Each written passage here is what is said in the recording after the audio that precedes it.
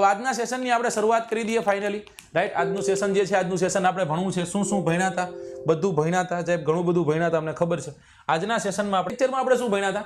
Last લેક્ચરમાં આપણે Amazon river system વિશે સમજ્યા હતા કે સાહેબ એમેઝોન રિવર સિસ્ટમ છે, ઘણા બધા દેશોમાંથી પ્રવાહિત થાય છે, બહુ મોટું એક નદી બેસિન છે સાહેબ, અંધ સમુદ્રને જઈને મળે છે, દક્ષિણ અમેરિકા નામના ખંડના પશ્ચિમ ભાગોમાંથી નીકળી અને અંતે એ નદી પ્રવાહિત થઈ અંધ મહાસાગરને મળી જાય છે, પૂર્વ તરફ વહેણ પામીને।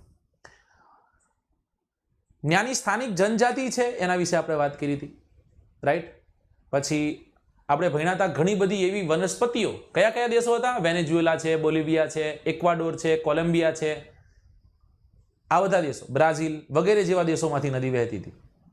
પછી આપણે એમેઝોનની વાત કરી હતી કે એમેઝોનનું નામ કઈ રીતના પડ્યું, તો કે સ્પેનિશ એક્સપ્લોરર જે છે એને ડિસ્કવર કર્યું દક્ષિણ અમેરિકા, એ સમય દરમિયાન તે લોકોને એક એવી ટ્રાઇબ્સ જોવા મળી, અને ટ્રાઇબ્સ જે છે એ રોમન ઈરા વખતની રોમન સંસ્કૃતિ જે હતી અને ત્યારની જે વિરાંગનાઓ હતી, રાઈટ, યુદ્ધે ચડતી જે લેડીઝ, એના જેવી લાગતી, એટલા માટે એનું નામ પડ્યું એમેઝોન।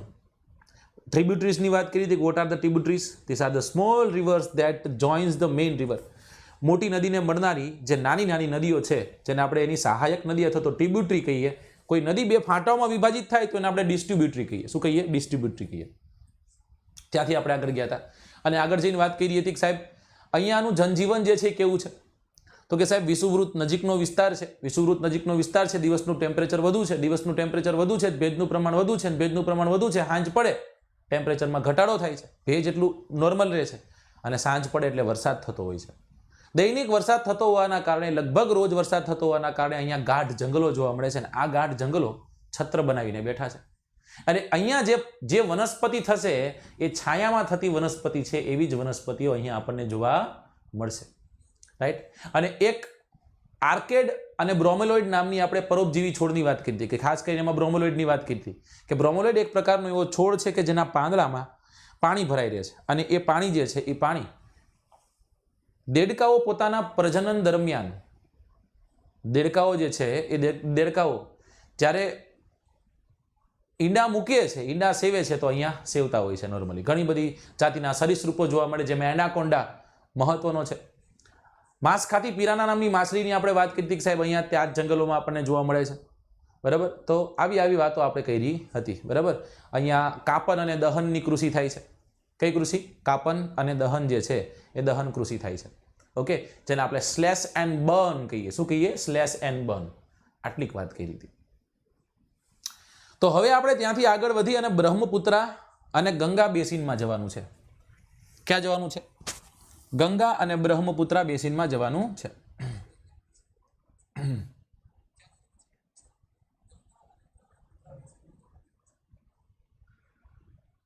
અઠવાડિયા પછી સ્ટાર્ટ થશે।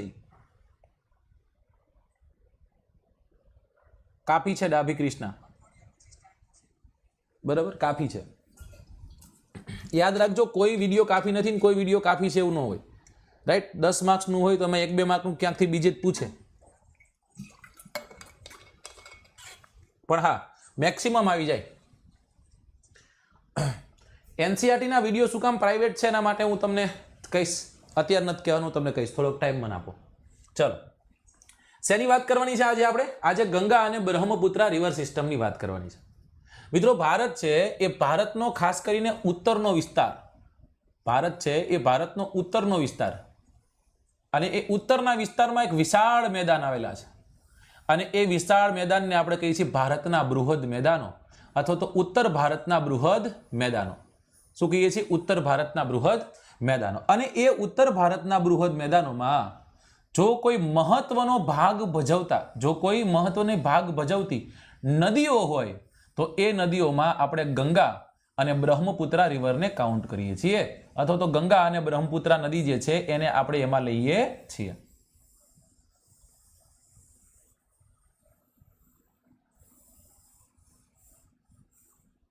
આપણે આટલાની જરૂર છે, રાઈટ સાહેબ। ક્યાંથી ઉદ્ભવે છે, શું છે, શું નહીં, તમને બધાને ખબર છે કે ગંગા નામની નદી જે છે એ ગંગા નામની નદી ગંગાના નામથી નથી આવતી।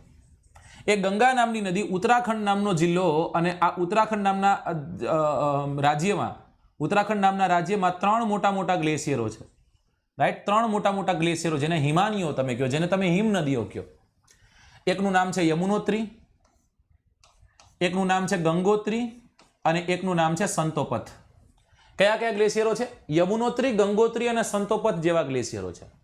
યમુનોત્રી ગ્લેશિયરમાંથી એક નદી ઉદ્ભવે છે અને એ નદીનું નામ છે નદી યમુના, જે આખા ભારતમાં વહેતી સૌથી મોટી ટ્રિબ્યુટરી છે. ભારતમાં સૌથી મોટી સહાયક નદી જો કોઈ હોય તો એ નદી છે યમુના. કોની સહાયક છે? ગંગાની સહાયક છે. જ્યારે ગૌમુખ છે, રાઈટ, ગંગોત્રી છે, ત્યાંથી એક નદી ઉદ્ભવે જેનું નામ છે ભગીરથી. હવે આ જ ભગીરથીને જ્યારે અલકનંદા નદી મળે પછી એનું નામ ગંગા થાય અને પછી ગંગા પોતાના તોફાન ચાલુ કરે. એક વિસ્તાર આવે જ્યાં ઉત્તર તરફ ગંગા વહે છે, 2 ફાંટાઓમાં વિભાજિત થઈ જાય. એક ફાંટો પદ્મા થઈ અને બાંગ્લાદેશમાં વહી જાય છે અને એક હુગલી થઈ અને નીચે બંગાળની ખાડી છે, બંગાળની ખાડીમાં સમાપ્ત થઈ જાય છે. તો એન્ડ અને એનું ઓરિજિન આપણને ખબર પડી ગઈ. એવી ને એવી એક બીજી રિવર છે અને એ રિવર અહીંયા તિબેટમાંથી નીકળે છે. માનસરોવરની ટેકરીઓ છે, માનસરોવર જે હિલ્સ છે, માનસરોવર માઉન્ટેન્સ છે, જે ટ્રાન્સ હિમાલયનો ભાગ છે, ત્યાંથી મુખ્ય મોટી 3 નદીઓ પ્રવાહિત થાય. એકનું નામ છે સતલજ, એકનું નામ છે સિંધુ અને એક નદી પ્રવાહિત થાય છે સનોખ્વાબ ગ્લેશિયર. અને નદી જે છે એ નદીનું નામ શું હશે? નદીનું નામ છે સાંગપ્પો. કઈ નદી છે? સાંગપ્પો, જે અરુણાચલ પ્રદેશમાં પ્રવેશે. દિહંગ નદી મળે, અરુણાચલ પ્રદેશમાંથી આગળ જઈ અસમમાં વહે અને અસમમાં જઈ બાંગ્લાદેશમાં વહી જાય, બાંગ્લાદેશમાં થઈ અને ગંગાને મળી જાય અને પછી મેઘનાના નામે અંત પામે. અને જે જગ્યાએ અંત પામે મિત્રો, એ જગ્યાએ વિશાળ એવા એક ડેલ્ટાનું નિર્માણ કરે અને આ ડેલ્ટા એટલે વિશ્વનો સૌથી મોટો ડેલ્ટા. આ ડેલ્ટા એટલે વિશ્વનો સૌથી મોટો ડેલ્ટા, જેને આપણે ગંગા બ્રહ્મપુત્રાનો ડેલ્ટા કહીએ છીએ. કેનો ડેલ્ટા કહીએ છીએ? ગંગા બ્રહ્મપુત્રાનો. જેનો મેજર પોર્શન જે છે એ મેજર પોર્શન બાંગ્લાદેશમાં આવે, બાકી પશ્ચિમ બંગાળમાં ઓછો ભાગ આવે. થોડોક તે ભાગ જે છે એ પશ્ચિમ બંગાળમાં આવે છે. Okay, yes, very good. Like કરવાનું જે બાકી રહી ગયું હોય એ લોકો જરૂરથી લાઈક કરજો જો તમને સેશન પસંદ આવે તો. ફંડામેન્ટ કે ને કે ભાઈ એકદમ બેઝિક વાતોને આપણે ફંડા ક્લિયર કરવા જ તમારે કે સાહેબ આ 2 નદીઓ છે, આ 2 રિવર સિસ્ટમ છે. એક નદીનું નામ તમને દઈ દીધું અને તમે કહી દીધું કે સાહેબ આ નદીનું નામ છે બ્રહ્મપુત્રા નામની નદી. હકીકતમાં નામ આનું બ્રહ્મપુત્રા નથી. બ્રહ્મપુત્રાના નામથી આ નદી ઉદ્ભવતી નથી. સાંગપ્પો કીધું આપણે, રાઈટ. જ્યારે એક બીજી નદી છે જેને આપણે નામ દઈ દીધું ગંગા. કઈ નદી છે? ગંગા, રાઈટ, જેમાં કોઈ દી પાણી ખૂટતું નથી. એટલા જ માટે કવિ લખે ગંગા મૈયા મેં જબ તક ये पानी रहे मेरी सजना तेरी जिंदगानी रहे. ક્યારે એમ નો કે ભોગાવો મેં જબ તક પાણી રહે મેરે સજના તેરી જિંદગાની રહે. અને જો એવું ગાય તો વિચાર લઈ જોઈ તમારા હિતે જ છું નથી, તમને તોડી નાખવા માંગે છે, બહુ જલ્દી તમને બ્લોક કરી દેશે. બરાબર. તો બ્રહ્મપુત્રા અને ગંગા નદી છે, આ 2 નદીઓ અને એની શાખા, એની સહાયક નદીઓ ભેગી થઈ અને ઉત્તર ભારતના વિશાળ મેદાનોનું નિર્માણ કરે.